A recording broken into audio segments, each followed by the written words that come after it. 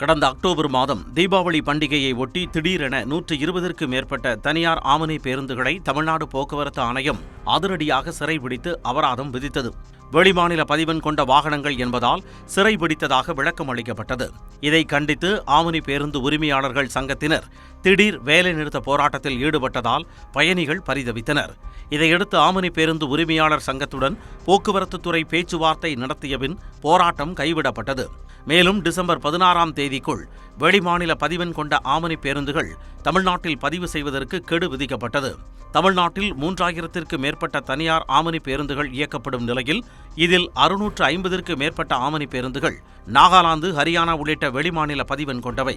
இது தொடர்பாக கடந்த அக்டோபர் 18 மற்றும் 19 ஆகிய தேதிகளில் ஆம்னி பேருந்து சங்கம் மற்றும் உரிமையாளர்களுடன் அரசு சார்பில் பேச்சுவார்த்தை நடத்தப்பட்டது.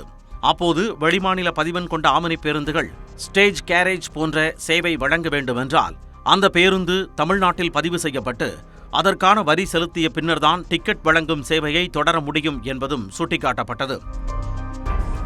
இதை பின்பற்றாமல் இயக்கப்படும் ஓர் ஆம்னி பேருந்தால் ஓராண்டிற்கு 4,32,000 ரூபாயும், மொத்தம் 652 ஆம்னி பேருந்துகளால் ஆண்டிற்கு 28,16 லட்சம் ரூபாய்க்கு மேல் தமிழ்நாடு அரசுக்கு வருவாய் இழப்பும் ஏற்படுவதாக கூறப்படுகிறது.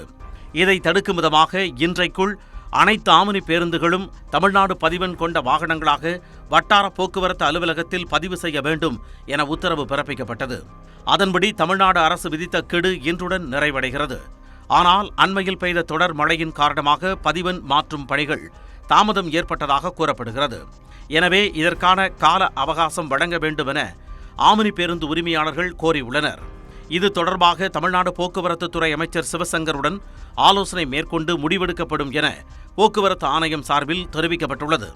எனவே பதிவெண் மாற்றத்திற்கு கால அவகாசம் வழங்கப்படுமா அல்லது ஆம்னி பேருந்துகள் தமிழ்நாட்டில் இயக்க தடை செய்யப்படுமா என்ற கலக்கத்தில் ஆம்னி பேருந்து உரிமையாளர்கள் உள்ளனர். நியூஸ் 18 தமிழ்நாடு தொலைக்காட்சி செய்திகளுக்காக வேல்முருகன்.